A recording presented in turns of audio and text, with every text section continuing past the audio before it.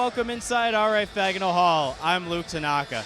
Elmhurst men's basketball team has reached new heights this season, number 2 in the nation a couple of weeks ago. But after a couple of losses on the road to North Central and Augustana, the Bluejays return home ranked number 9 in the nation after a win against Milliken right here at R.A. Fagnall Hall just a few days ago. Now against Carthage, they will try to defeat the team that beat them here last season. In fact, in the basket right behind me, the Blue Jays are going to try to get back on track against Tony Pierce Jr. and a really tough Carthage team that, despite their 8-12 record, can beat anybody in the CCIW. It's the Blue Jays and the Redmen. This is Elmhurst, our kind of town.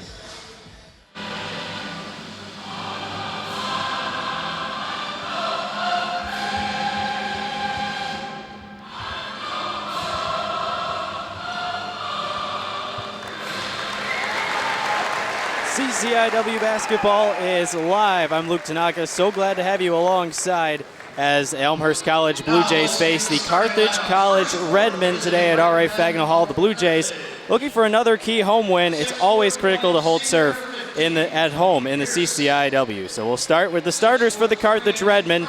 Tony Pierce is a 6'1" senior guard from Evanston, recently added to the Carthage rotation. Jordan Kadrowski is a 6'3" freshman guard from Bolingbrook, number 21. Sean Valentine, number 24, is a 6'4" senior forward. Brett Cruz is a number 25 and a 6'4" sophomore forward. And then Kiston Lee, who started the last couple of games for the Redmen after not playing a whole lot of minutes early in the season, is a 6'4" senior forward from Decatur. And now the starters for the Elmhurst College Blue Jays, coming in at 17-3 and number 9 in the nation, according to D3Hoops.com. Reached a season high and a program high number 2 ranking earlier in the season, and now ranked number 9. Looking for the win today. It's been the seniors, and it's been the same starting lineup the whole season. Pat Coleman, number 15, is a 6'2" senior guard from North Chicago. Kyle Wiest from Edinburgh, Indiana, number 20, is the leading scorer for the Blue Jays at 15.7 points per game. His statesman from Logany, Indiana, is Brian Ackerman, number 21, a 6'2" guard. Number 22, Eric Crittenden's going to try to use his 6'7" size against a smaller Carthage lineup today. He wears number 22. He's from Crete. And Will Nixon, number 52, is a 6'7" senior center from Plainfield and Plainfield South. Earlier this season became Elmhurst's all-time leader in block shots. Wouldn't be surprised to see a couple of blocks today. He averages 2 blocks per game. For Carthage coming into this game, coached by Bosko Jurikovic, the Redmen really need to take advantage of their smaller size and win the perimeter. And with that being said, their bigs, or at least who are matched up against the bigs of Elmhurst, are going to have to knock down some outside shots if they're going to have a chance. Earlier this season in Kenosha, Carthage went down to these Blue Jays at home by 20, and Elmhurst able to win that matchup 78-58. Different rotation for Carthage, who at 8-12 is trying to figure things out. A couple of new starters that they did not see the first time around for the Blue Jays, and John Baines mentioned that. He said that it could be some very different players playing key minutes for these Carthage Redmen. Blue Jays in the white, they'll head from right to left. Carthage in the red, heading from left to right. The tip is controlled by Will Nixon, and we're underway. Pat Coleman running the point, having his best season so far in his senior year. Highs in points, rebounds, assists as Wiest goes to the basket and lays it in off the glass. Good entry pass to Wiest. And the leading scorer for the Blue Jays has 2 early points. The top, that's Kiston Lee now guarding against Will Nixon. Nixon normally a post defender, but doing a good job of getting out on the smaller Lee. Dribbling to the basket, Brad Cruz lays it up. Tough defense from Nixon, but an offensive rebound on the clear out, and an easy 2 for Kiston Lee. Nobody boxed out Lee. The man playing the 5 for Carthage has the first 2 points. Here's Brian Ackerman. Pull up from the mid post, no good, but Nixon gets an offensive rebound. He couldn't get it to go, and Carthage has a 2-on-1. Brad Cruz trying to get it to Gadrowski, and an offensive foul. Coleman takes the charge, and it's heading the other way. Tony Pierce, his first, team's first. Here comes that foul again. And that foul is going to be charged to Cruz as he came in, tried to sidestep the contact but couldn't do so. Now on the other end, Will Nixon. And he's going to have a good day if he can get the ball in the low post, because it's going to be really tough for these Carthage players giving up at least 3 inches of size to be able to guard him. And we're going to have a quick away from the ball foul on the near side. It's going to be Kyle Weiss first, and the team's first. With both leading scorers, Tony Pierce, 13.1 points per game. As we check in that quick layup by Nixon. Really good entry pass there by Coleman. Give him the assist. And if they can do that, they can really exploit Carthage's lack of fight. And now an offensive foul.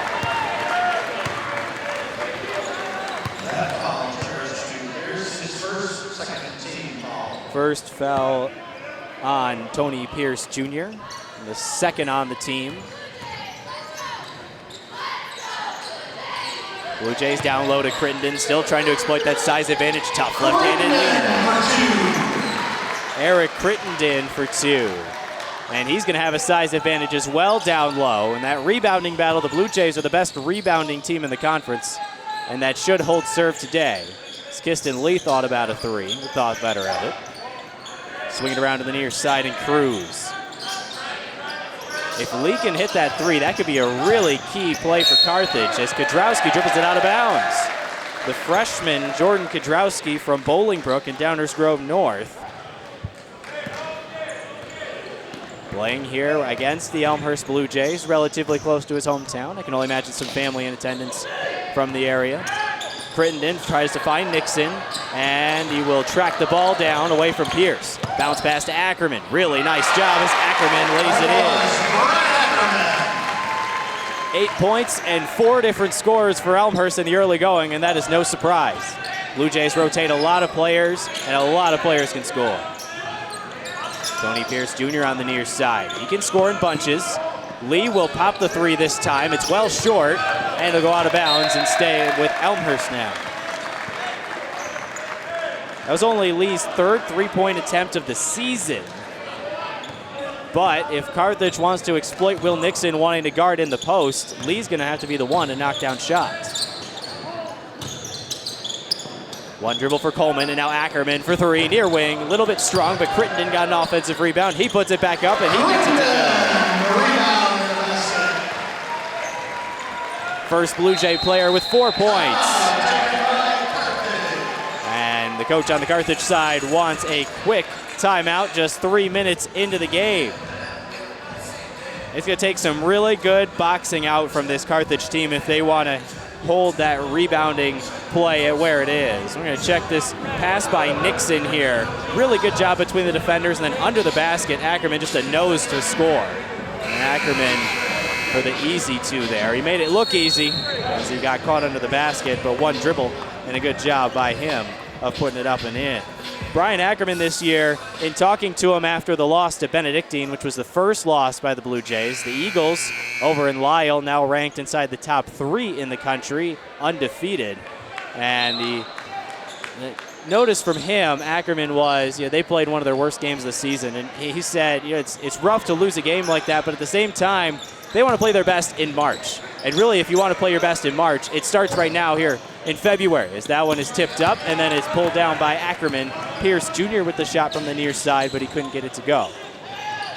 Weist was in the corner, decided to swing it. Now Crittenden down low. They try to double him. He gets blocked down low by Valentine, but then Elmhurst ends up with the rebound.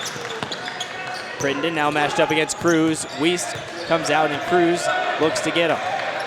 7 on the shot clock for Coleman on the far side. Nixon, one dribble, fade away from the free throw line. Yes. Post player is going to be key to score, and both of them have 4 points. The Blue Jays lead by 10.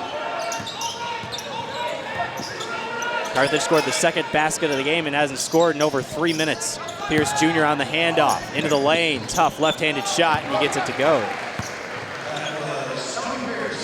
Tony Pierce Jr., John Bain said, can score in bunches, so we can have a 5-point night or a 25-point night. Lean away jumper by Crittenden, and a hold It's going to stay here as Ackerman had a free lane to the bucket, but they called a foul down low. Second personal foul charge. And that's 2 on Pierce Jr. That is not good for the Carthage side of things as Pierce Jr. as Crittenden puts it back up and in. As you check on the replay by Pierce, Crittenden, they go off the inbounds play they love to run in the paint. With the lack of height for Carthage, you throw it up to the 6'7" guys, and he knocks it down. And on the other side, back comes Kadraowski, who had 21 in the matchup on the road in Carthage. Now he has his first 3 points. Pulls Carthage within 7. Skip pass to Wiest. Wide open for 3. Can't leave Kyle Wiest wide open like that because he's going to make you pay. 5 points for Wiest as Kadraowski goes to the basket. Got stripped by Ackerman. Ackerman with the active hand. Senior against freshman. Goes behind his back. Now looks for Coleman on the far side. He'll spot up for 3. Little bit short, and Kiston Lee pulls down a board.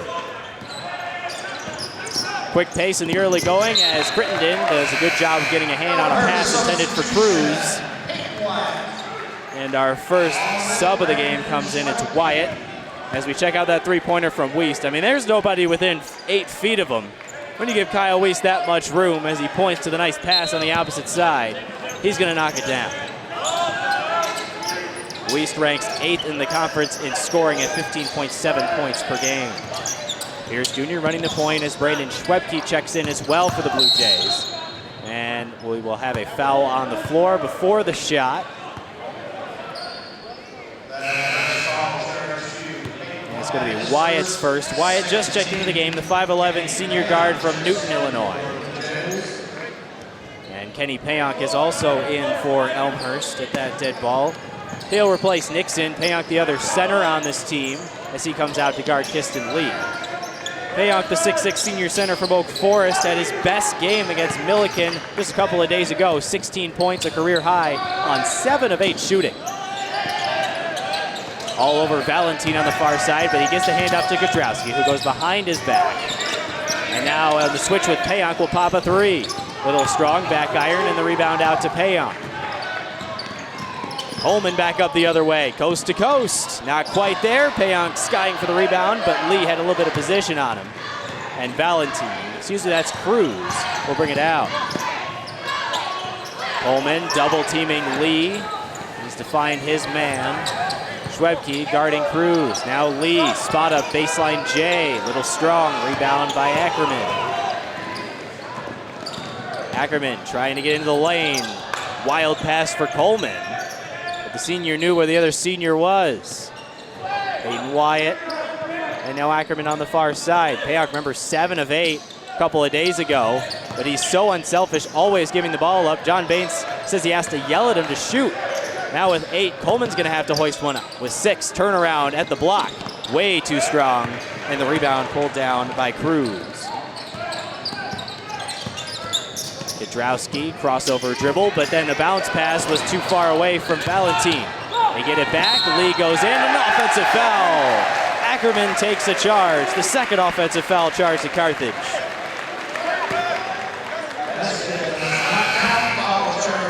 Let's check out the foul. Valentine gets the loose ball. Ackerman gets position. It was close. It looked like Ackerman had his feet just outside of the restricted area. He was able to get position and plant those feet. Good job by the Blue Jays. As Eric Leonard checks in, now the second unit, and Jalen Loving has returned after an injury against Augustana a couple weeks ago. Welcome back to the CCIW. He gets rejected by Cruz. On the fast break, Jalen Loving, and he goaltends on the play.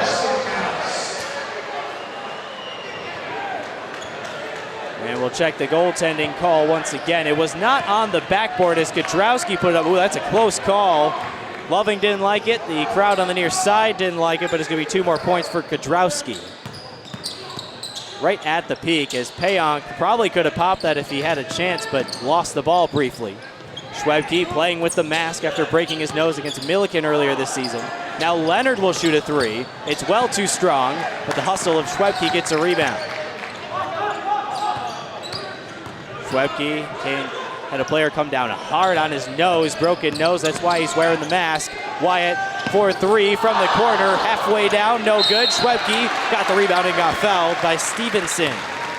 Mike Stevenson, the 6'4" junior forward from Burlington, Wisconsin, just checked in recently, and now Carthage will have their second sub of the game. It's Drew Joyner, 6'4" freshman forward from Centennial, Colorado.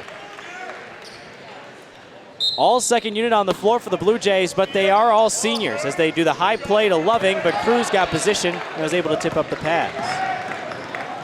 Elmhurst plays really 10 players in the rotation as Pierce goes to the bucket and misses. But the Blue Jays play, not only do they play 10 players, all 10 of them are seniors. The only one coming back is Loving because of an injury last season that allowed him to redshirt. It's Final Four or bust was the saying early in the season by a couple of the Elmhurst players. They all want to come out on top as seniors. Hand off to Loving, goes to the bucket, and Wyatt gets the assist. Welcome back, Jalen Loving. A hearty applause from the crowd. First game back in over a week and a half. Injured his shoulder against Augustana on the road in a loss to the Vikings 3 games ago, and it looked bad from the people who said they were there. Tony Pierce knocks down a three.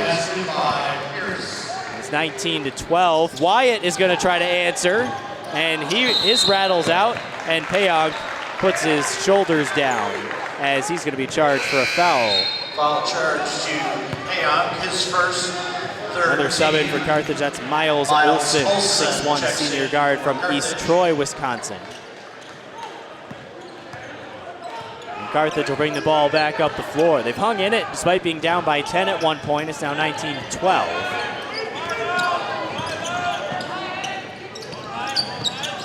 This is Stevenson on the far side, dribbling in, and he gets blocked by Payog. Ball's batted around, and it finds Kudrowski, who hasn't checked out yet.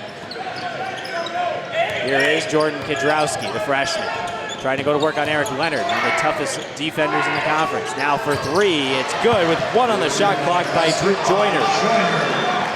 That's another big man knocking down a shot from the outside, and it's a 4-point lead for Elmhurst. Payog down low, tied up, and possession arrow favors Carthage. Applause from the Redmond bench.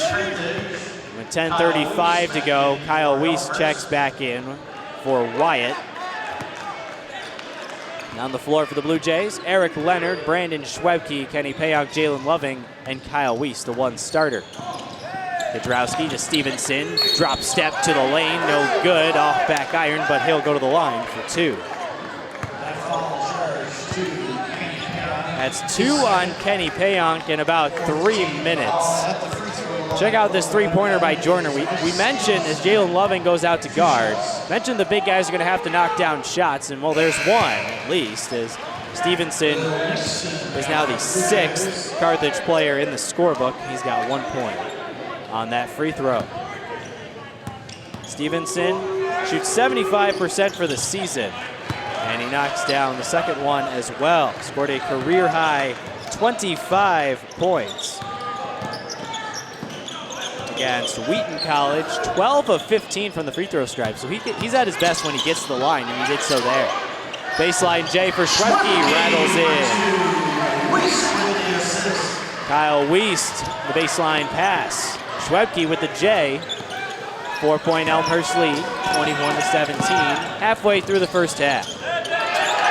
Nixon got a steal, and he's going to get fouled by Stevenson. Will Nixon guarding on the perimeter, something we're not used to seeing him do, as let's check this out. And Stevenson just looked up. He wasn't looking at Nixon or the ball. Nixon noticed and got a hand in there. 2 fouls on Stevenson and 6 on the team. One more, and he'll be 1-1 for the Blue Jays. Out to Leonard, who thought about a 3, dribbles into the lane, finds Nixon on the tough pass, goes up, no good. Loving, showing his athleticism.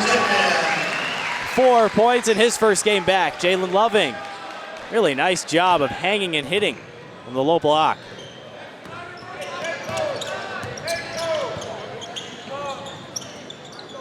Miles Olson at the top, now Cruz back into the game. One of the starters dribbles in, up and under. Nice job by Brad Cruz, who is in the scorebook now. with his first 2 points. Down low to Schwebke on the low block. He's trying to go on Joyner. Loving couldn't handle the pass, so they'll reset. With 9 minutes to play, Kyle Weiss going into the lane. Tough shot is no good, but he got fouled. And that's going to be the third on Stevenson. Third personal foul. Check out the foul. It looked like he might have gotten some ball. Weiss getting in the lane against his opposing 20, and no, he did not get any ball, in fact. 2 shots. As Kyle Weiss will go to the free throw stripe, the 6'1 senior from Edinburgh, Indiana. A 84% free throw shooter on the season. Rises and hits. Substitutions. 6 points for Weiss, who averages 3 assists and 4 rebounds to go along with his 15.7 points per game. Weiss, no doubt the leader on this Blue Jay team, or at least one of them. When you have so many seniors, I have to imagine it's hard to pick out 1 or 2 to be captains. And really each of these players, as I've heard from John Baines, plays some sort of role, but Weiss especially unselfish with the way he goes about things. Able to give up a shot to one of the bench players if it means he's going to knock it down. Miles Olsen at the top. 3 on Nixon is way off the mark. And the Elmhurst crowd will let him hear about that one. 6-point Elmhurst lead. It's a very good crowd on the near side. Prospective student night here at Elmhurst as going up is Weiss against Olsen.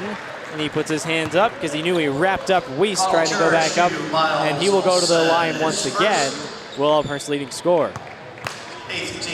One of the stories about his unselfishness was a couple of games ago against Milliken on the road. They defeated Milliken here at RA Fagnall Hall a couple of days ago, 85-56. But a little bit closer down in Decatur as Weiss has hit nothing but net on his 3 free throws.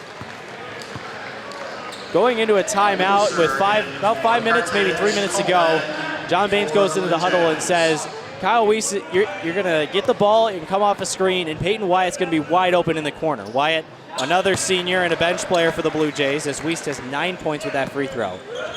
And John Baines told him he's going to come off, you're going to pass it, and Wyatt's going to hit down the shot. Now, a lot of leading scorers wouldn't want to give up the shot that essentially ices the game.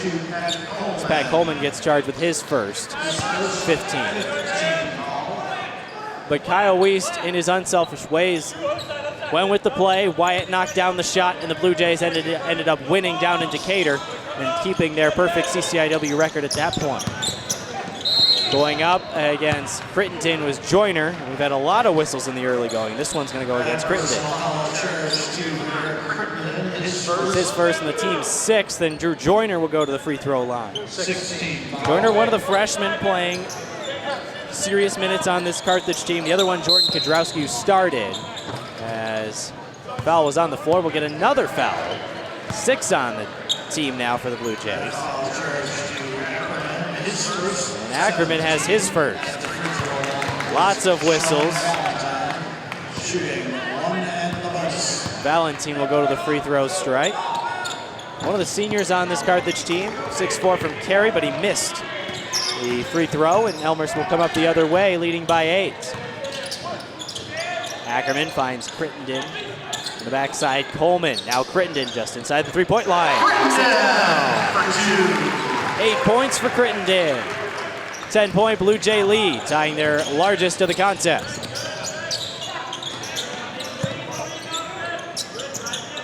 Spotting up from the far side, Valentine, no good, but the rebound on the backside to Joyner.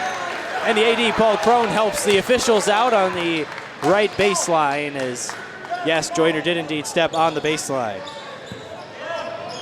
Elmhurst will have the basketball leading by 10.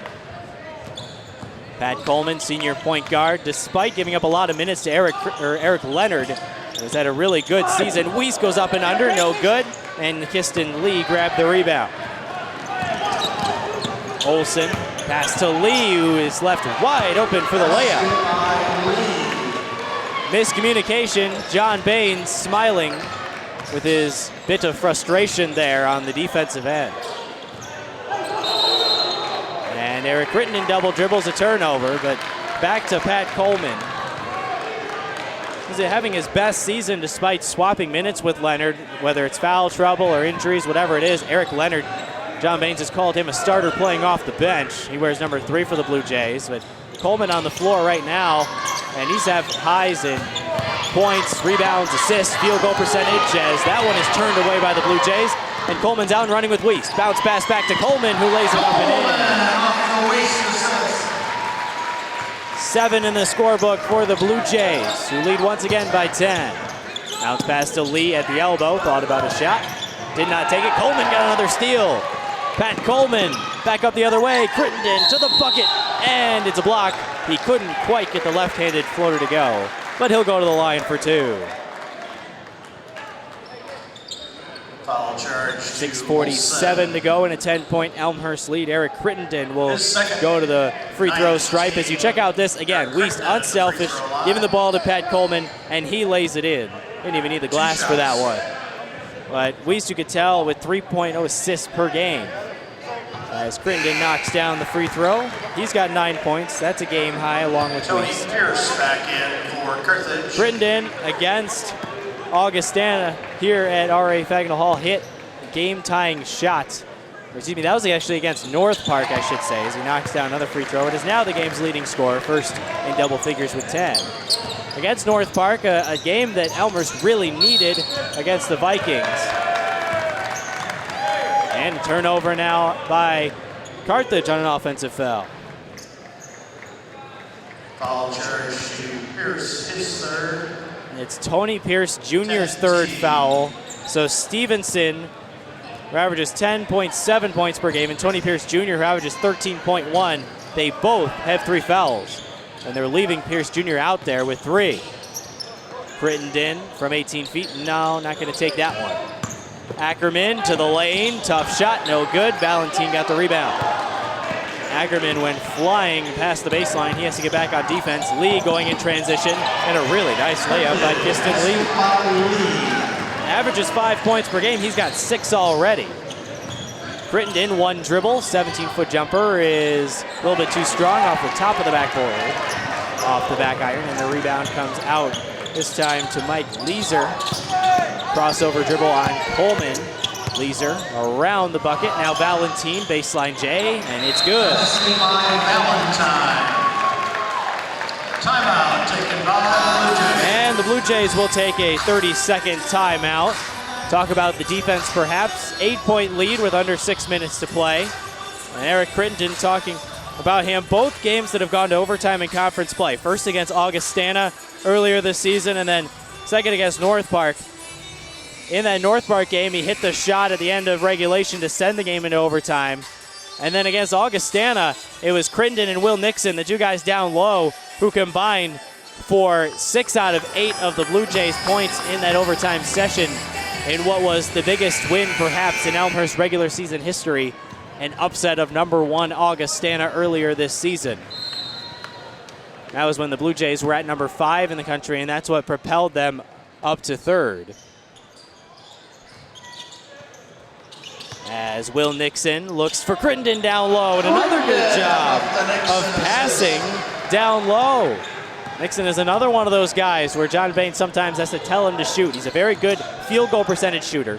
As Pierce goes into the lane, it gets rejected by Nixon. No, it's going to be a foul on Nixon, and it's going to be his first. The team's 8th. Elmhurst already in the double bonus. But Pierce Jr. will go to the free throw line for 2 shots. Pierce was at Robert Morris in 2014, did not play basketball as he knocks in the first one. He's got 6 points. That's tied for the team lead with Kiston Lee.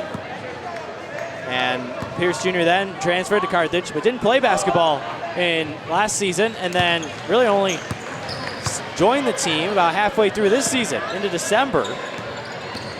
And all of a sudden, he took the Carthage team by storm and scored over 20 points in 3 of his first 4 games. Then he came back down to earth against Elmhurst, scoring only 3 as Weist rises, and it's no good, but Kiston Lee tipped the ball out of bounds, and it'll stay with the Blue Jays. 3 second-unit players checking back in, including Wyatt, Leonard, and Schwebke. Coleman, Weist, and Crittenden will take a seat. And one of the keys to this Elmhurst team is the depth. That second unit is so critical for this team. So much experience as Ackerman rises, but he gets his own rebound off the miss and puts it back in. Ackerman has not had his best shooting season of his career, but the hustle showing there, just recognizing his ability to get the rebound and then putting in the easy layup. Pierce Jr. will fade away for three, and he knocks it down. Mentioned how he can score in bunches. He's got 5 in about a minute. He's got 10 points now to lead Carthage. First player in double figures for the Redmen as Wyatt tries to answer, and he does. Peyton Wyatt for 3. Wheat back up to 10 with under 5 to play first half. Easton Lee at the top. Now Pierce Jr. They want to get him the basketball. This is from way downtown, and it's a little off to the right. It was close, but he wanted to shoot from Steph Curry range. No good this time as the pass comes down low to Schwebke. He's all trapped down low. Now Leonard back into the lane, but Schwebke's wide open for 3. A little bit too strong, and they're going to call a foul somewhere on the rebound. Looks like Nixon, they're going to call him for a push. That's both centers with 2 fouls.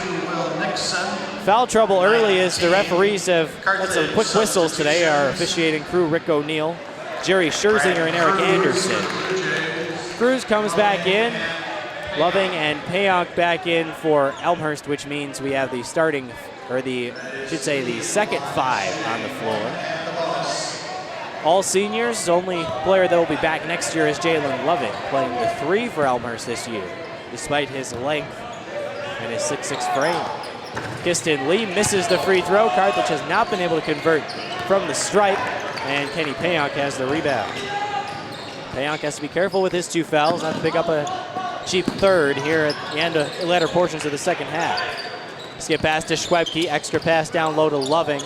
Schwebke almost too unselfish there. Had an open 3, and he's a 3-point shooter. Payonk thought about the elbow jumper. Instead, now it's Leonard with 6 to shoot. Crossover dribble into the lane, floater off the glass. 9 Elmhurst players in this scorebook. Leonard joins them. 12-point Blue Jay lead. Cruz, hesitation dribble. Backs up, Schwebke out quickly to guard the 3. Here's Kiston Lee, spin, he feels good, but he misses that one. Ball tipped around, and Cruz ended up with it. Now Pierce Jr. will spot up for 3. Well short. And another offensive rebound. Could it be by Carthage? And Jalen Loving, yes, is going to be called for a loose ball foul. So he'll stay with the Redmen. First foul on Loving, and the 10th team foul means double bonus for Valentine. 6'4" senior forward from Cary, Prairie Ridge High School in Illinois. Rises and knocks down the free throw. Jordan Kudrowski checks back in, the freshman for the Redmen. Had a great game against the Blue Jays the first time around. 21 versus Elmhurst. And in his first collegiate game with Carthage, he took 16 shots and went 11 for 16 and 5 of 8 from downtown. Valentine knocks down another free throw. He had 27. That was his first collegiate game. Shows the kind of trust the coaching staff had in him from the get-go. Started him most of the season. Wyatt for 3, back iron, and Kudrowski is out and running for Carthage. And Jalen Loving will be charged for a cheap foul as he put his 2 hands in the back of Kudrowski who took a crossover dribble. And he's the 3rd Blue Jay with 2 fouls, and Carthage will go to the line once again, this time Kudrowski. Kudrowski at the line with 2 shots. He knocks down the free throw. Kudrowski now 1 of 2 from the stripe today. And he knocks that down. 3 minutes to go. Elmhurst with the basketball, leading by 8. 4-0 run. Quick here for Carthage. Here's Jalen Loving on the far side. He's not a 3-point shooter, so he won't take that shot. Down low now to Loving. He'll take this shot. Floater in the lane, right-handed, no good. And it's going to be off of Carthage. Lee wanting the foul call. We've had quick whistles today, but not that time. Elmhurst substitutions, Crittenden and Wiest check back in for Elmhurst. And for John Baines, this might be a quick offense type scenario here with the lack of scoring the last couple of minutes. Put in two very good scorers. And here's another foul charge to Carthage. It's going to be Cruz's second. Elmhurst already in the double bonus. Charge to Brad Cruz. This second, Wiest to the free throw line for the Bluejays. Wiest will head to the free throw stripe for 2 shots. Kyle Wiest has already seen plenty of action at the free throw line today. 5 of 5 now from the stripe is Elmhurst's leading scorer. He has 10 points. Wiest and Brian Ackerman, who's on the floor right now, actually played each other senior year of high school as Wiest knocks down another free throw. Semi-state playoffs, which is in Indiana terms, that's the semifinals of state. The tournament, actually, it was Logedy and Edinburgh, which means it was Wiest against Ackerman. Brian Ackerman got the better of that matchup, and Ackerman ended up winning the state title with Logedy, Indiana's high school. Falling down, looking for a travel was Elmhurst side of things. Now it's Godrowski with 6 to shoot. Godrowski behind the back with 4. 2 to shoot for Valentine, who gets all the way to the rack. Somebody lost in the miscommunication. He had an easy bucket with 2 minutes to go. Blue Jays can't afford to be giving up those. 8-point lead here in the first half for Elmhurst, but they've given up a couple too many easy layups. 36 points is not going to be a happy sight for John Baines. As he knocks down another 3. This Elmhurst team can score, we know that, but they're playing their best when they're playing good defense. See if they can buckle down here in the last 90 seconds of the half and head in with a big lead. Piston lead, and a foul looks like Schwebke, looking puzzled down below the basket. Second personal foul charge to Kyle Wiest. No, it's going to be Wiest's second foul.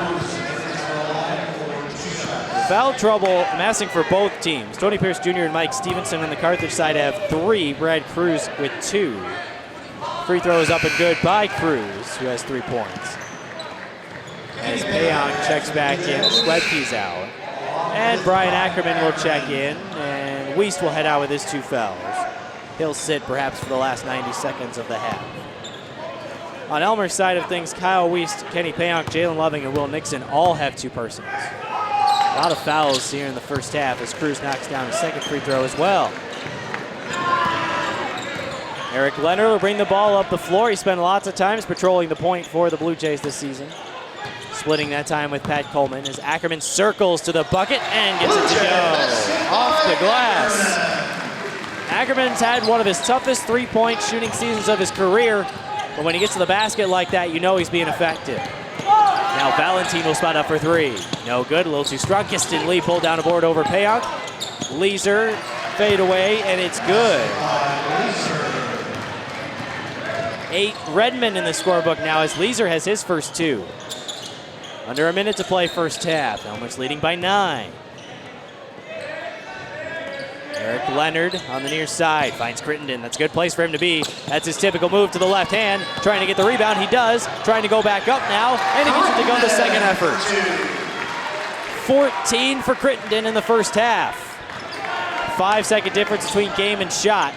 Carthage with a chance as Lee goes to the bucket, and he couldn't get it to go. Gets his own offensive rebound with Payong on the floor, and he puts it back in, and he's got 8 points. 4 away from his season high. Final 10 for Eric Leonard, and now it's Ackerman with 7. Through the legs, 4-3. A little too strong, back iron. Wyatt got a rebound, has to hoist it up quick, and he gets it to go as the clock expires. Peyton Wyatt has 8 points. Elmhurst stretches an 11-point advantage as we head into halftime.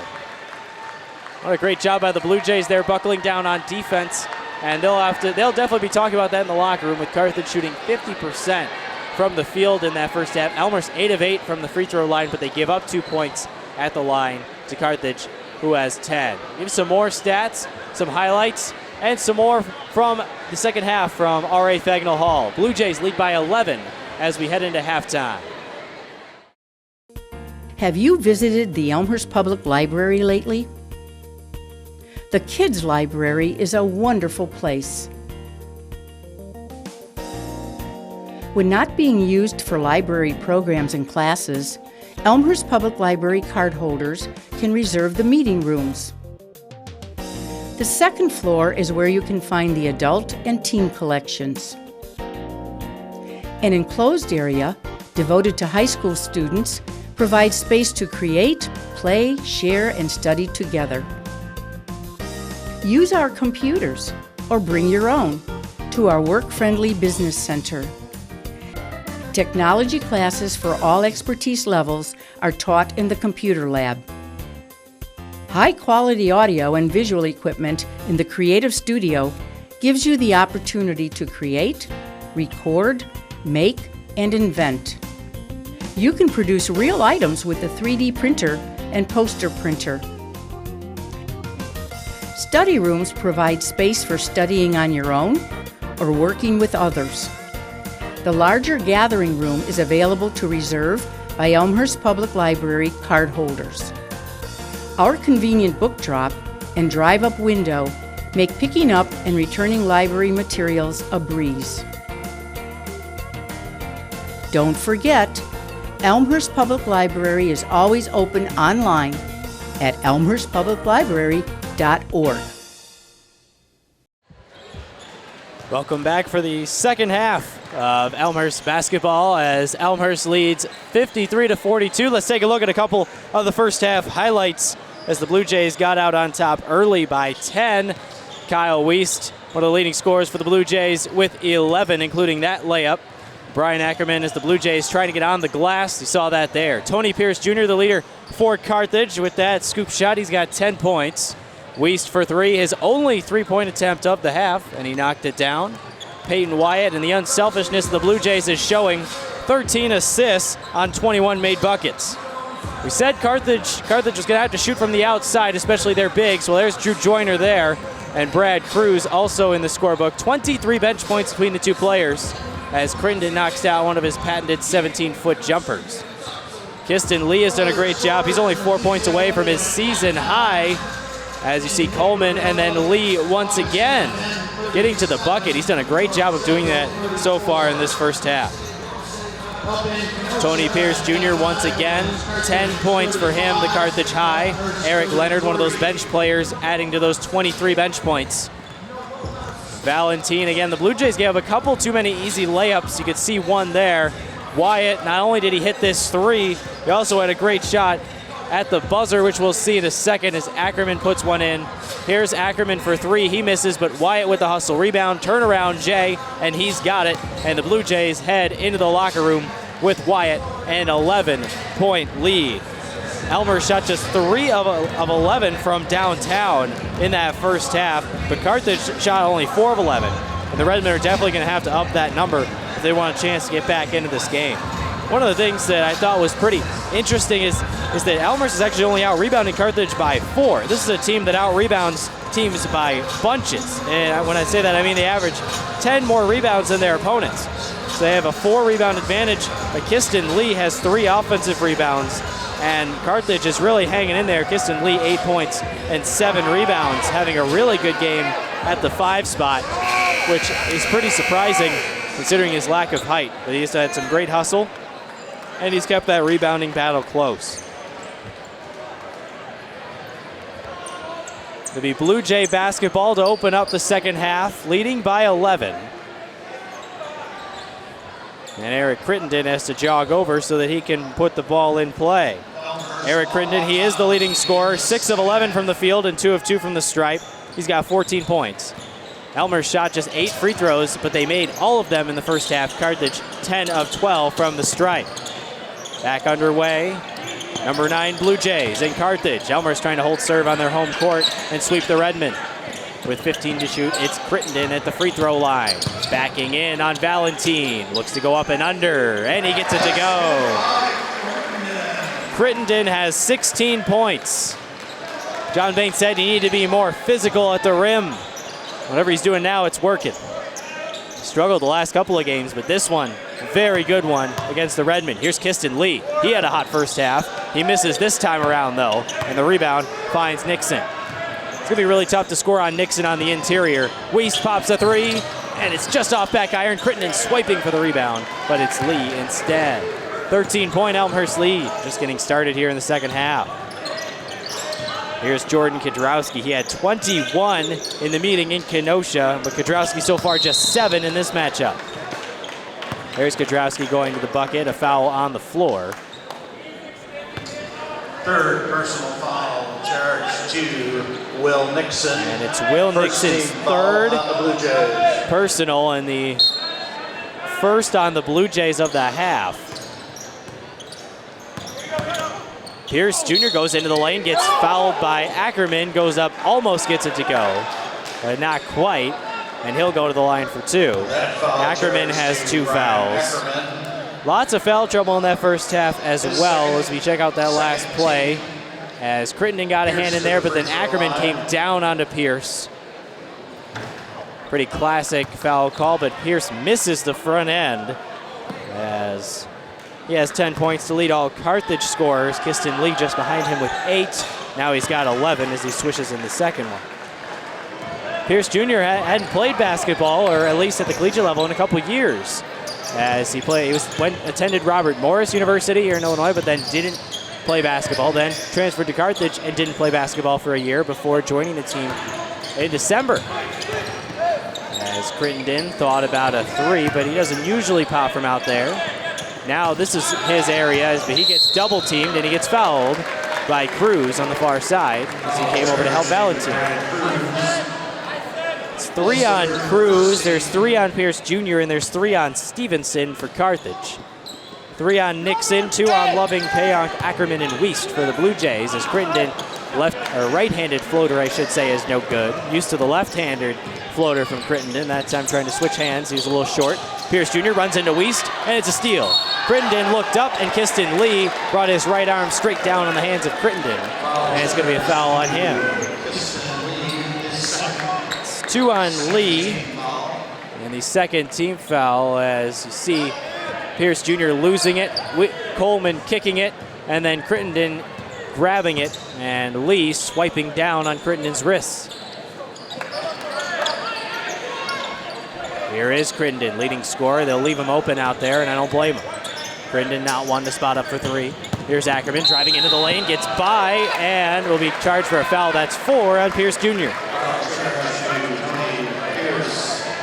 And he put his head in his hands, furious either with himself or the officials, perhaps both, as he's going to have to check out, and who knows when we're going to see him again in this game.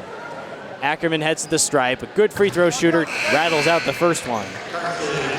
As we check out that foul one more time, Crittenden finding Ackerman, but this blow by, he's by Pierce Jr., and that's not a whole lot. I'm very surprised to see that called a foul, as Ackerman rises and misses both free throws, but Crittenden taps it out, and he'll go over to Carthage. Crittenden seemed to have position on the rebound, but only had one hand and just kind of shoved it out of bounds. That was a pretty cheap 4th foul for Pierce Jr. No wonder he was frustrated. As Miles Olson checks in, we see perhaps a lot of him, a lot of Kudrowski shooting. Here he is, and he knocks down a 3. Basket by Kudrowski. 10 points for Kudrowski. He may have to hold the offensive load for Carthage with Pierce Jr. out of the game. Brian Ackerman, spin move into the lane, and now a quick bunny from Crittenden, and he gets it to go again. The Blue Jays will call a timeout here as Eric Crittenden has 18 points. Leading all scorers, one of his best performances in a while. Eric Crittenden has struggled a little bit in recent games. Certain games against Wheaton, he went 1 of 10 from the field. Had a pretty solid game the next one, but then struggled again, going 1 of 7 in his next game. So for John Baines, he's trying to tell Crittenden to be physical at the rim, use his 6'7" size. He's added some size to his frame, and so that ability to be physical is going to give him better field goal percentage shooting. And if he wants an example, he can just look over the side at Will Nixon, as Let's check out that Kudrowski three just a moment ago. You cannot leave Jordan Kudrowski open because he can knock it down. Despite being a freshman, he has no lack of confidence. You could see it right there on that one. Olsen guarded by Weiss. That's a tough assignment for the offensive player in Miles Olsen. Kiston Lee trying to go around Nixon. He does. And Nixon's going to be called for his 4th foul.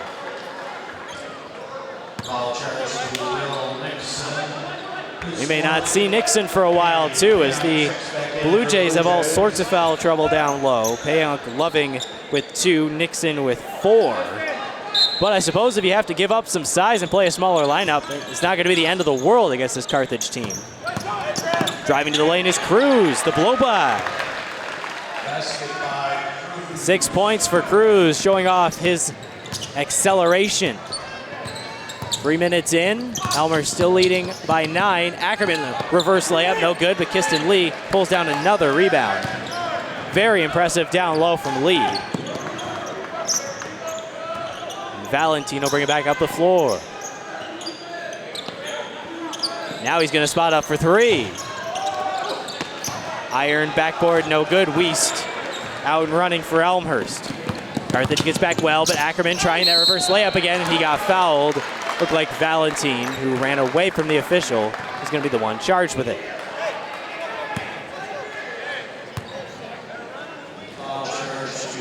Weiss with the no-look pass to Ackerman, his statesman from Indiana, and Valentine came down on the arm of Ackerman, and that was the first foul on him and the 4th team as Ackerman knocks down a free throw after missing both ends of his last trip.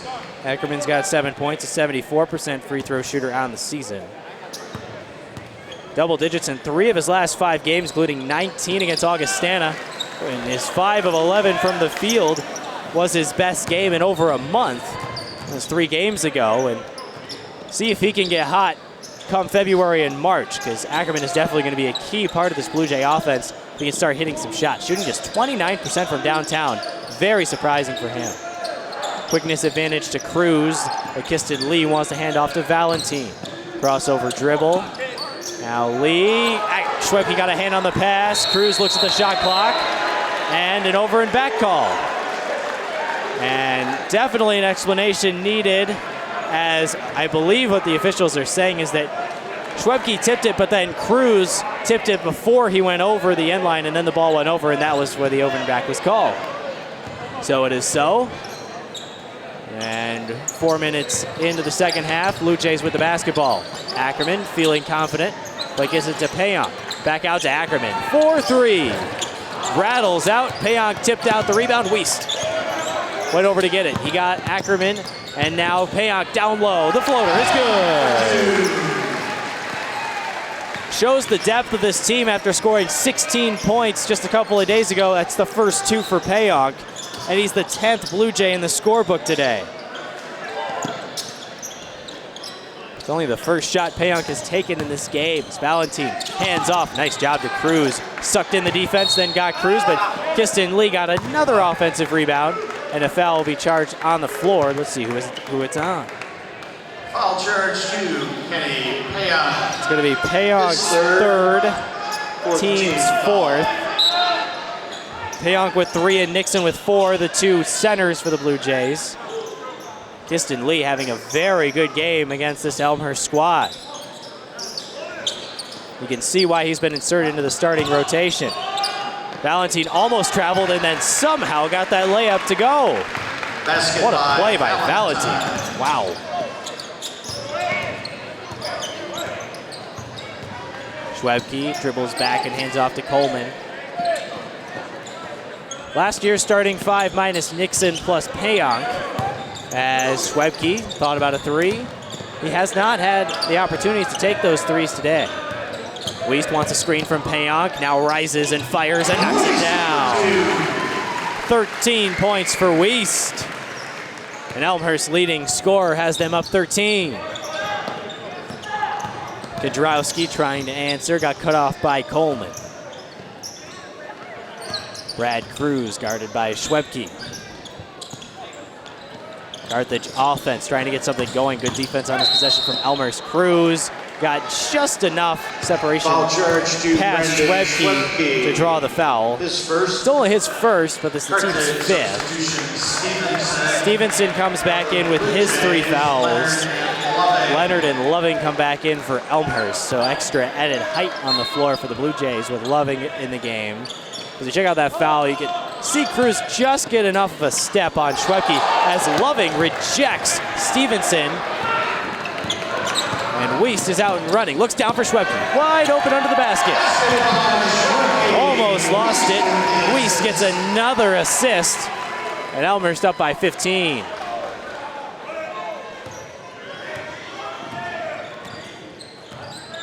Wiest with 4 assists. Coleman with 4 assists. Blue Jays dishing it out well in today's game. Olsen dribbling to the basket. Finds Lee. Thought about popping the jumper. Still thinking about it. Now tries to back in on Payon. And Schwebke gets a steal. Brandon Schwebke, mask and all. Layup is good. Brandon Schwebke showing off his hustle.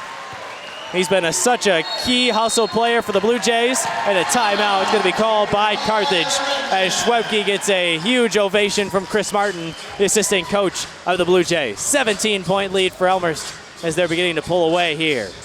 Brandon Schwebke got hurt in the game against Milliken. One of the players came right down onto his nose. A broken nose as we check out the replay. Giston Lee trying to get the ball out to Olsen, and then what a nice play by Schwebke, just keeping his hands up.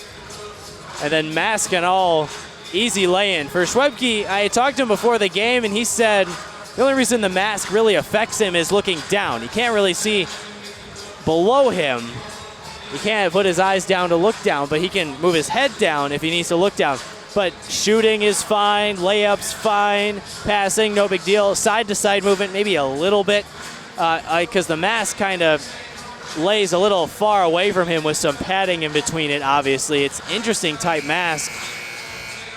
It actually leaves a lot open for the eyes. Very big eye sockets in that mask, just maybe a inch long down the nose, maybe a little bit more than an inch, but it's not much, and it's got the 2 on the sides to protect the cheekbones as well. And but he says it hasn't affected his shooting, and if you look at the stats, it really hasn't. Schwebke with 6 points today. He's a great 3-point shooter for this Blue Jay team, shooting 43%, and they're going to need him to hit some of those open threes as they continue down the conference schedule. This second unit is so important for Elmhurst. In this brutal conference of the CCIW, can never take a night off. It is the second unit on the floor for Elmhurst. John Bain said many of these players he thinks could start for other teams, and many of them could even start for his team if it wasn't for the amount of talent they have in that starting 5. Out of bounds, the ball will favor Carthage. Just over 13 minutes to play and 10 on the shot for Carthage. For Carthage on this possession, you definitely got to get Kudrowski going. Stevenson can score too, although he's got a lot of fouls to deal with. As no shot on the floor, Olsen will lay it in, but it will be nullified by the foul. 2 fouls on Wyatt. 16 fouls, just 4 for the Redmen. And a fresh 30. They find Olsen wide open, and he knocks down a 3. 9 Carthage players in the scorebook. The senior from East Troy, Wisconsin becomes that 9th. And now a quick whistle on the other end.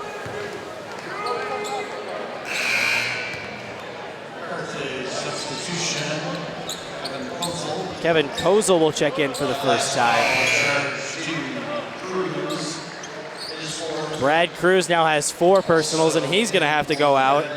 Drew Joyner checks in. He was one of the big men that knocked down a 3. Let's check out this. I think it's just a lost assignment by somebody. It looks like Leonard got screened or something, and he was too late getting out on Olsen, who had a wide open 3. The Elmhurst end to the right basket. It's now Leonard on the near side. Nice pass down low to Payon. Free throw line jumper is well short, and the rebound is out to Kozel, getting himself involved right away in his first action of the game. Bounce pass, a little bit long for Joyner, but he's corrals it anyway. And Wyatt gets a hand on a pass. Wyatt with the steal, and he's got numbers. Loving going to the rack. Right-handed layup, no good. That was a tough layup for the kind of possession it looked like the Blue Jays were going to have. But Kozel is bringing the ball up the floor for Carthage, trailing by 14. And a 3 offensive foul on the screen. It looks like they're going to charge Kozel with a moving screen as he allowed Miles Olson to be wide open for 3, but foul called on Kozel. 6-team foul. We're even at 6 apiece, so we'll be shooting 1-1 for a while with 12 minutes to play in this game. Here's Loving. Naturally a 4, but playing the 3 for the Blue Jays, and John Bain said he's done a really nice job of assuming that role with this team. And now an offensive foul the other way. Back and forth we go with the whistles, just like we were early in the first half. And now Kenny Payonk has 4 fouls. 7th team foul on the Blue Jays. And so both centers have 4 fouls for Elmhurst. On the other side, Brad Cruz and Tony Pierce have 4. And Mike Stevenson has 3. All sorts of foul trouble. Just a lot of whistles in today's game. CCIW, usually a very physical conference. Not as much today. As Kiston Lee goes back up and Kenny Payonk rips the ball away. There's some of that physicality that we're used to seeing. Leonard high for Schwebke, who got knocked out of bounds by Loving, who is also going for it. Schwebke wanted some help getting up, and so I guess AD Paul Crone will have to come to his assistance. As none of his teammates seem to go, and he wanted the foul as well, I can only imagine. But I don't think he realized that it was his own teammate, Jalen Loving, who was right behind him. Crazy, Loving was the one who ran into him. But when he turned around, he saw a red jersey. And knocking down a 3 on the other end is Ellis Matthews. Ellis Matthews played a very big role in this team's success a couple of years ago. Last year, 9.2 points per game as Loving throws it down. And a steal from Wyatt to add on to it. Now Leonard for 3. A little bit too strong. Loving got an offensive rebound, and he went down straight on Kozel. But Kozel's going to be charged for a foul. Jalen Loving just put a charge into this crowd. 2 fouls on Kozel, and let's see that throwdown. Leonard, look at that pass by Leonard. It's the unselfish play. Loving was showing off his athleticism, and now Loving will go to the free throw line, perhaps the one place where he has struggled this season, and it continues, 46% from the line, and it shows on the first free throw on the front end of the 1-1. Matthews rises, fires for 3. It's no good, as he's dealt with some injury issues this season, averaging 9.2 points last year, but this year not quite the same, as he hasn't had the kind of playing time, because he missed much of November and December with an injury, and he's still wearing some of that tape on his left shoulder. And a timeout will be taken by Elmhurst here, as the Blue Jays sitting at 17-3 and 7-2 in the CCIW, leading by 13 here at RA Fagnall Hall. And a matchup that we are really watching with close eyes is Augustana playing in Naperville against North Central. Those are the 2 teams that are 1 game ahead of Elmhurst in the conference standings. If Augustana wins this game, which they look pretty solid in doing, they're up 53-43 with 13.5 minutes to play. Looks like Augie could pull away in this conference. But once again, let's take a look at this Jalen Loving jam. Again, Eric Leonard, he's had a great job this year of playing the point guard. And John Bain said specifically when talking about Leonard that they have a lot of guys on that second unit that are capable of starting on that bench. And Leonard is playing like a starter. You can see it there. He does a great job of distributing the basketball. He leads this team in assists with 3.3 per game. And it's really been a great atmosphere here at Elmhurst today, and only added on to that by the massive throwdown by Loving. As he's one of those guys for the Blue Jays, you can see why he can play the 3 even at 6'6" with his athleticism.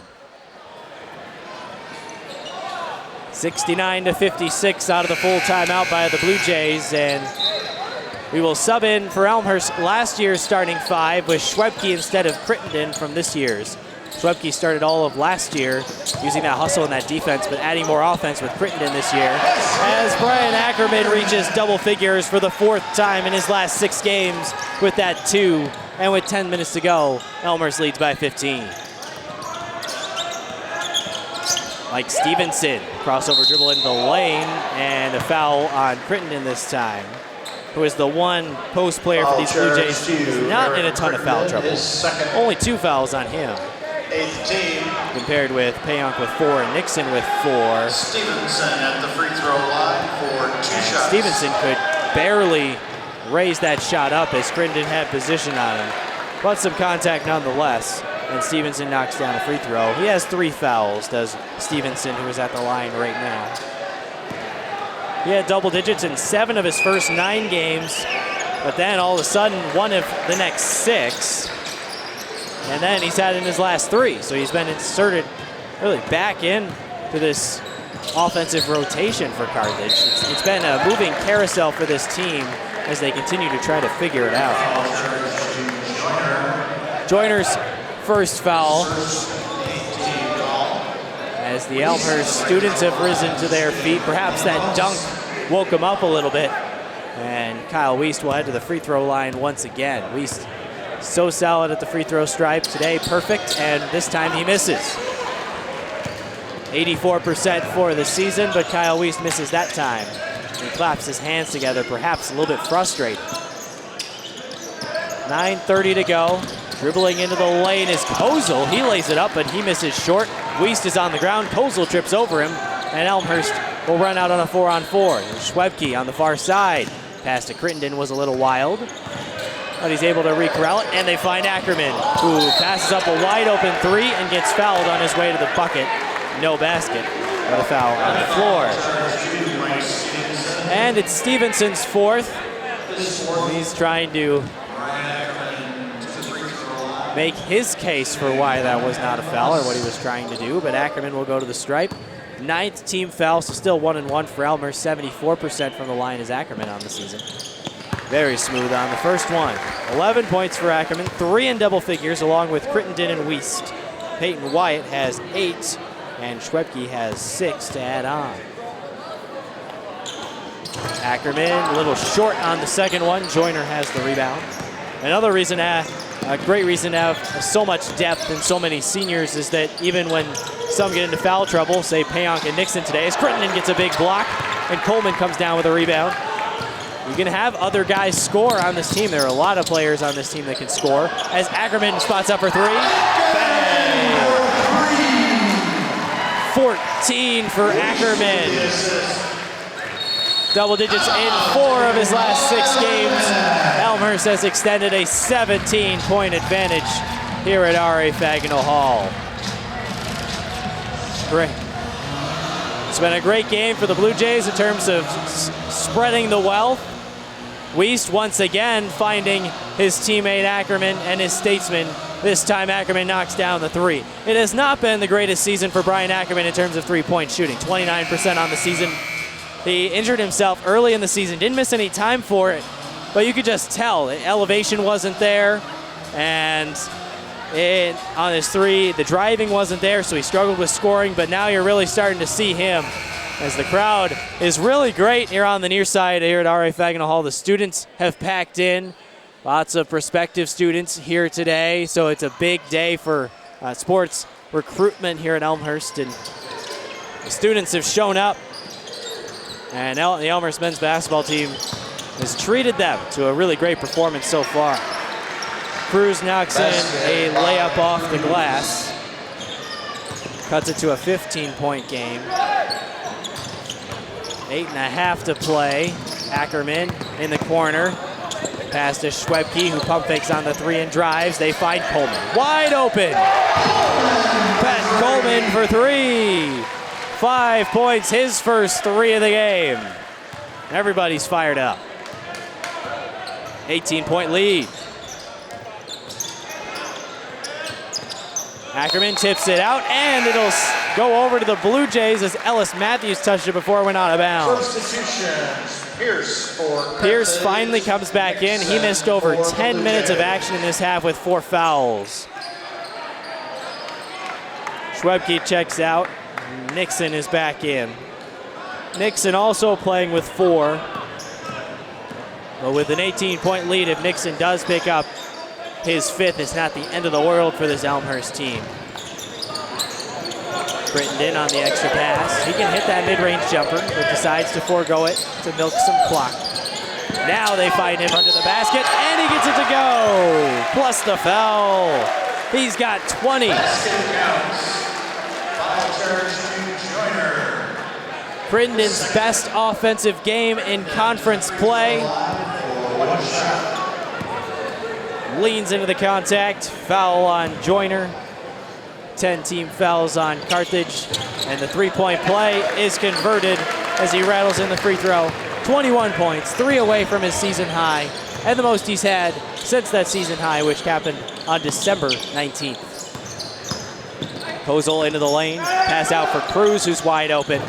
He misses off the front iron, and now it's a 2-on-2. Weiss with Coleman going into the lane, and the foul!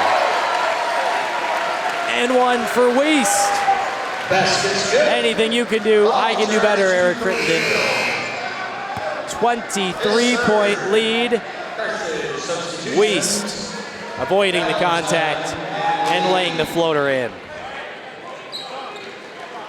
3rd foul on Kozel as he checks out along with Ellis Matthews, and Elmhurst has pulled away here in the second half.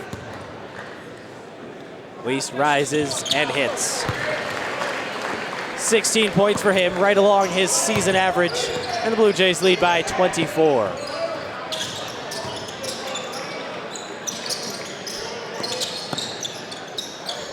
Valentine finds Cruz. Now down low to Lee, who's having a very good game. That's a good look to Pierce Jr., who lays it up and gets fouled on the way up. Looked like Coleman, but let's see. That foul charged to Pat Coleman. It is Coleman, and it's his 2nd. 9th team foul. And Tony Pierce Jr. will head back to the free throw line. Pierce at the free throw line with 2 See shots. if that 10-minute break affects the senior from Evanston at all. And it does not on the first one. 12 points, that leads the team for Carthage. Check out that foul. Pierce Jr. probably could have gone straight up right there, but instead he decided to take one dribble. And then Coleman came in and reached. And Pierce Jr. knocks down both. 76% from the line on the season, and a good job there. 7 minutes to play. Blue Jays out ahead comfortably as Ackerman circles to the bucket. Tough left-handed floater's no good. And the rebound is to Kiston Lee. He needs 2 points for a double-double. He's got 8 points. Here is Lee. They're trying to get him that double-double, but he passes it up instead. The switch is on with Pierce Jr. against Nixon. Got stripped by Coleman that time. And Valentine threw it out of bounds, but it was off of Elmhurst, and 9 to shoot for Carthage. 84-62. Schwebke checks back in for Crittenden. Kiston Lee, 8 points and 12 boards. Very good game for him down low.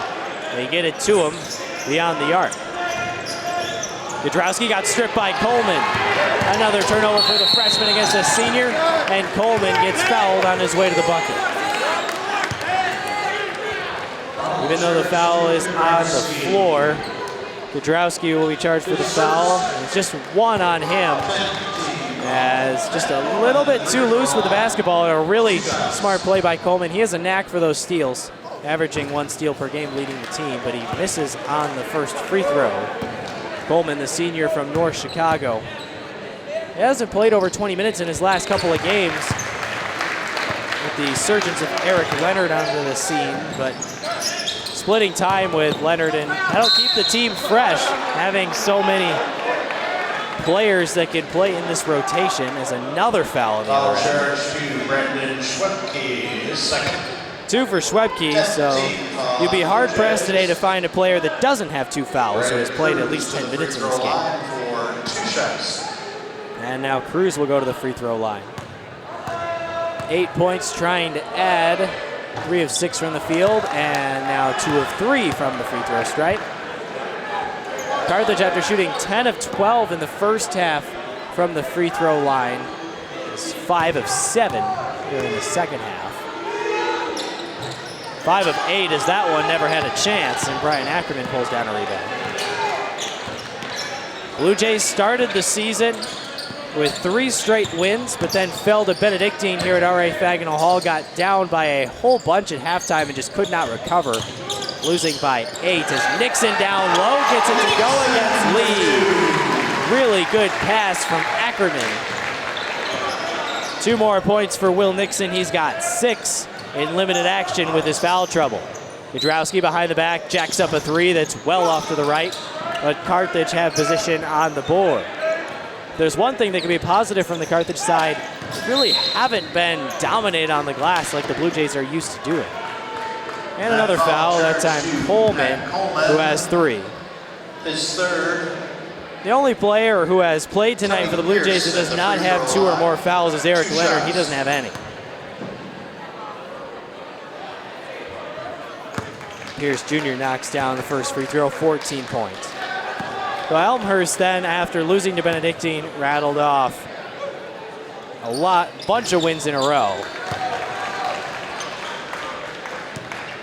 As Pierce Jr. knocks down the second.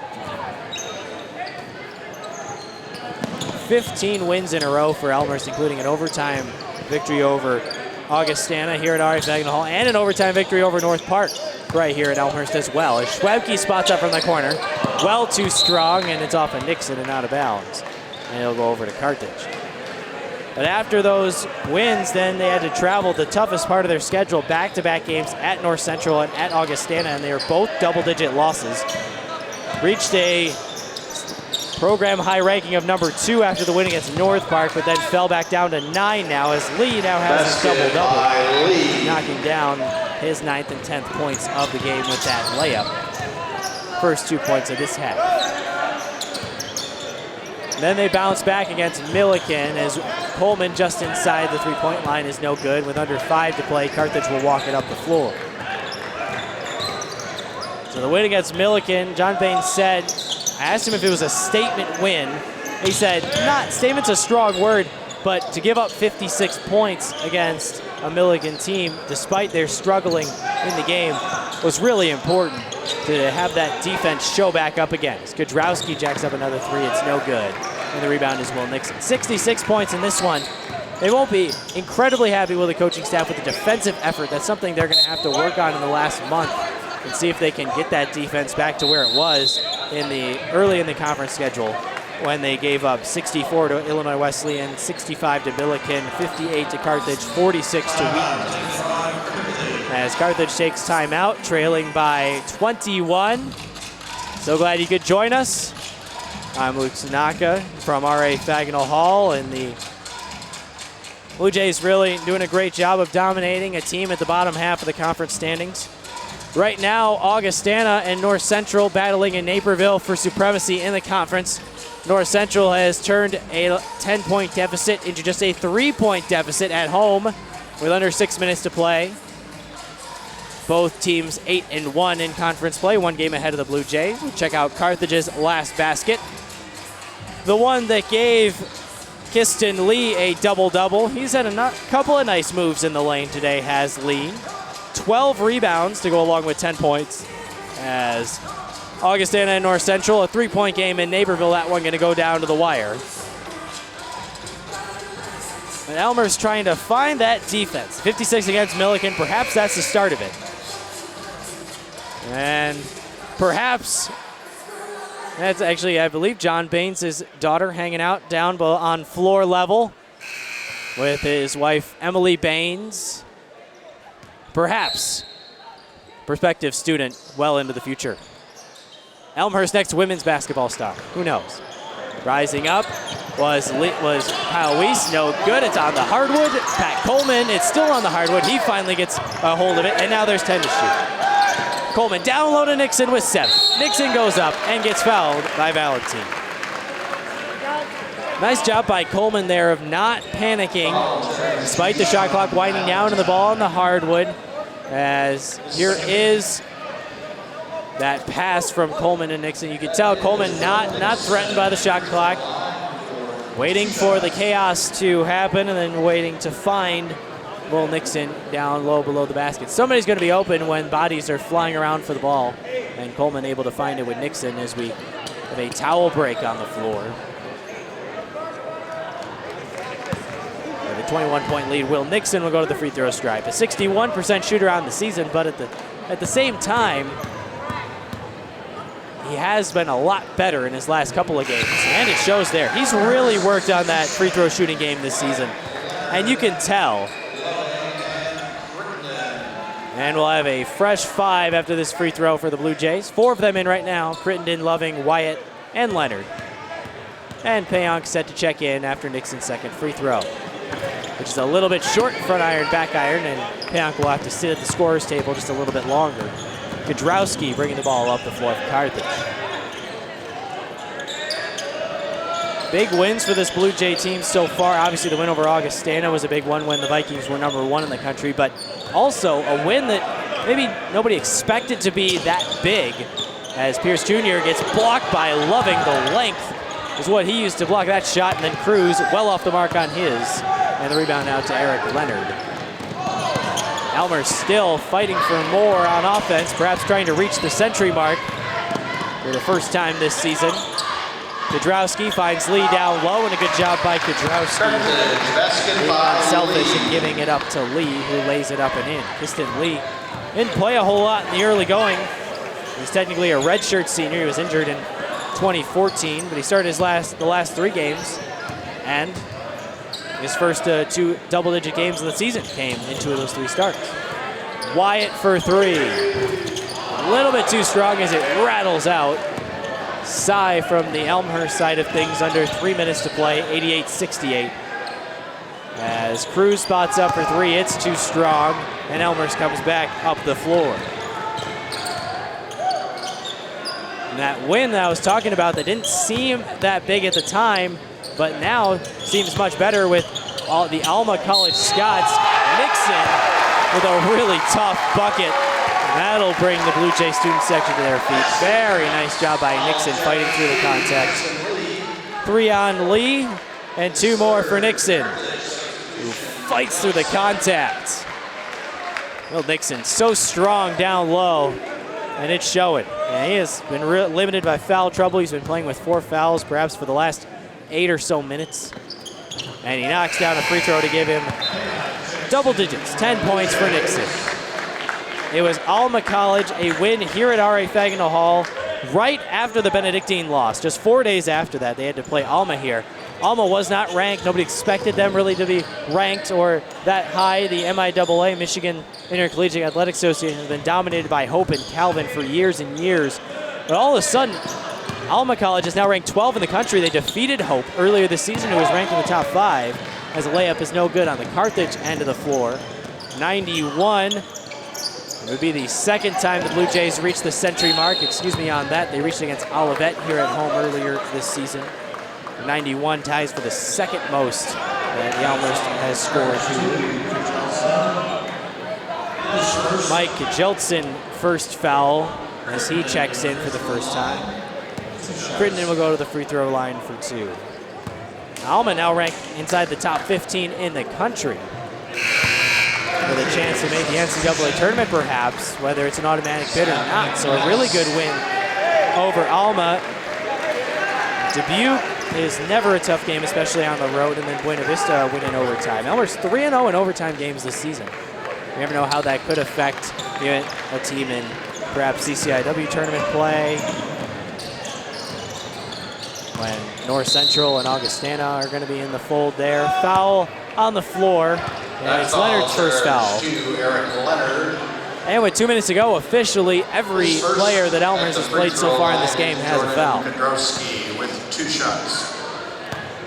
Eric Leonard is the only one that has less than 2. As Kudrowski goes to the free throw stripe and knocks down the first one. 11 points for Kudrowski in this one. Crittenden with a team high and game high 22 for the Blue Jays. Another free throw for the freshman.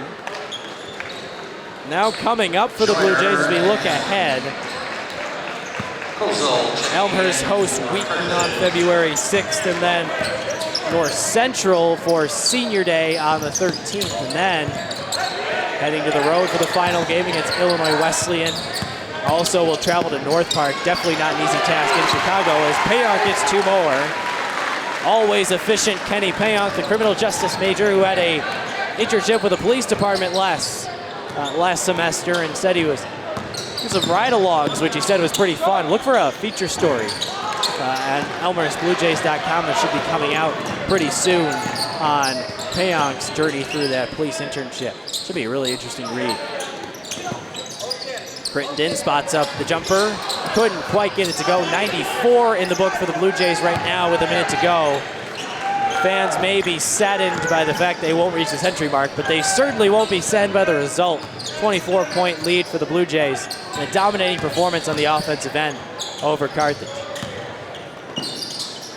Dribbling in, Scott McNellis seeing his first action as Carthage has gone deep into their bench. Colesville lifts up a shot that's no good.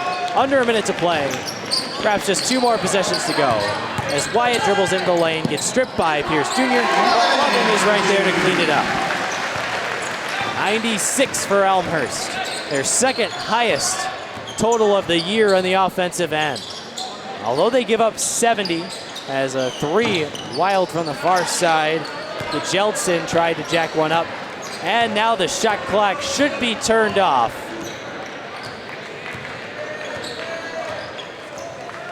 Within a second right now, so Elmhurst may take a shot clock violation as the Blue Jay fans will rise to their feet.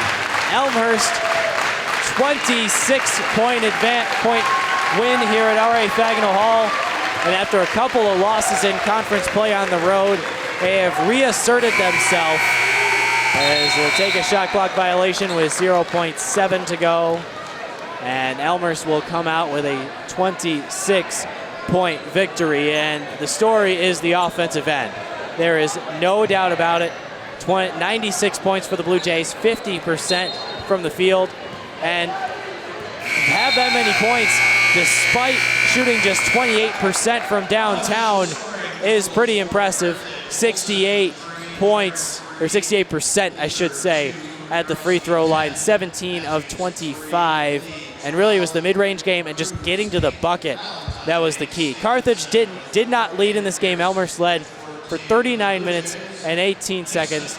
And just checking in one last time before we rattle off some more stats at the game at Augustana, 72-68. Augustana on top with under 30 seconds to play, so foul game now happening. And that's a really key game to watch. So if that goes final before we sign off, we'll definitely let you know with those two teams 8-1 in the conference. Elmhurst, perhaps one of the best stats for them in today's game. They average 14 turnovers per game, but they only had 7 today. 28 bench points. Of course, for this Blue Jay team, that's pretty usual. 10 steals, 24 assists on 37 made buckets. They distributed the ball very well, and it showed with the leading scorers. Eric Crittenden with 22. Kyle Wiest with 16. Brian Ackerman with 14. Will Nixon with 10. And as the Blue Jays run down the line of fans, let's check out some highlights from the second half. Start off with Kyle Wiest, and pass to Crittenden, and then just backing down the shorter player and lifting up the 10-foot jumper. Carthage, Kadrowski, he had a pretty good game today, but not as much as he had the last time around. And there's a lay-in by Cruz for Carthage, and another one, that time Payonk, as he went 2 for 2 today from the field. Always efficient Kenny Payonk. That was a really good bucket that time by Valentine. And then Elmhurst just started to pull away here at the end. Schwebke with a good look from Wiest. Got it to go despite the mask, and then the steal in the bucket by Schwebke. Always hustling. There's the 3 by Olsen where you thought Carthage might just start to chip into the deficit, but the Blue Jays came right back down the floor. And this was really the exclamation point right here. Eric Leonard bounce pass to Loving, who throws it down, gets the crowd involved, and from there, it was all Elmhurst all the time to get a second look at that dunk by Loving. That's a really impressive day by Jalen Loving. And just his first game back, Brian Ackerman hits a 3. And from there, it was all Blue Jays all the time as John Baines and Elmhurst goes home happy tonight. And you can see the pods forming. This is something that John Baines loves to do, loves to have the players have some time with their families in uniform, and the players really appreciate that as well. Once again, going over the scoring totals, 4 players in double figures for the Blue Jays, 22 for Crittenden, 16 for Weast, 14 for Ackerman, and 10 for Nixon, all starters. Each of the bench players scored. All 10 Blue Jays that saw action today scored in the game, and 9 out of the 10 scored 4 or more points. Kenny Payonk 2 of 3 from the field as the Blue Jays come out on top. On the opposing side for Carthage, 15 for Tony Pierce Jr. They limited him to just 3 on the road in Carthage, but they'll take 15 if it means a 26-point victory. 12 for Kudrowski and 12 for Lee, who had a double-double with 12 points and 13 rebounds. Very good game from him. No doubt the reason why he is in the starting lineup right now. And for Elmhurst to overcome the three-point shooting woes that they had, I think it was a really impressive game on offense for them. The defense, they hope will come, and 70 points is a good mark to be at. Well, I'd like to thank the entire crew who was here for both Comcast and Elmhurst Local TV, as well as Dennis sitting to my right. I'm Luke Tanaka saying so long from R.A. Fagnall Hall. Your final score, Elmhurst 96, Carthage 70. Another big victory for the Blue Jays at home.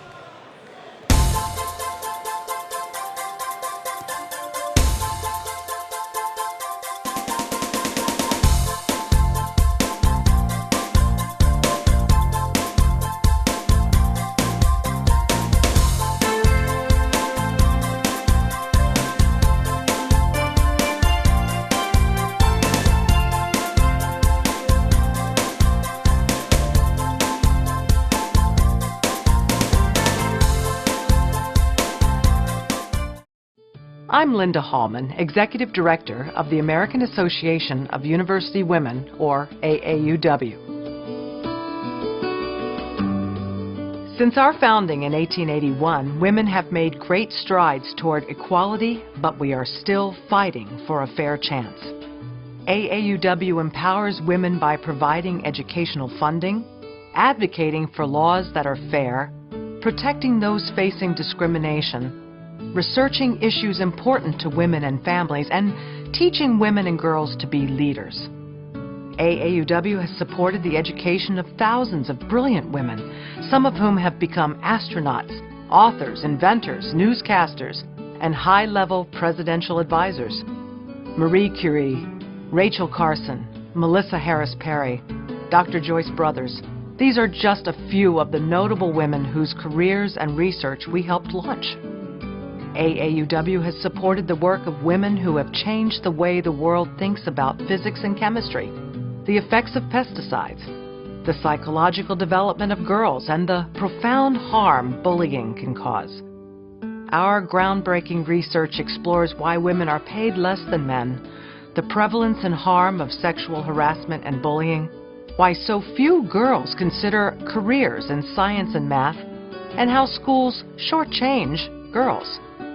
Our research sparks national dialogues, and our recommendations are implemented across the country. AAUW delivers the nation's top student leadership conference, attracting thousands of women over the decades. And on hundreds of campuses, AAUW provides salary negotiation workshops, mentor matches, and trainings to encourage women to run for student government and public office. Our community services include school-based reading programs, hands-on science camps for girls, and programs to help girls get to college. Our advocacy victories span nearly a century, from the fight for women's suffrage to the Civil Rights Act, Title IX, the Lilly Ledbetter Fair Pay Act, and the Violence Against Women Act. We are watchdogs advising people in positions of power on our priority issues: fair pay, safe schools and communities, high-quality affordable education, and equal opportunity. AAUW fights for these issues at the federal level, and our 1,000 branches carry on the fight at the state and local levels. AAUW's strategic legal case support helps people who have been unfairly paid, sexually assaulted, or denied a job or an education. By supporting precedent-setting cases, AAUW works to protect everyone from facing these terrible acts in the future. Our members believe in the power of our community to bring about positive change in our country and around the world. I hope you will join us as we continue to empower women and girls. You can become a member or make a donation to support our work by visiting aauw.org or by calling 800-326-2289. Thank you.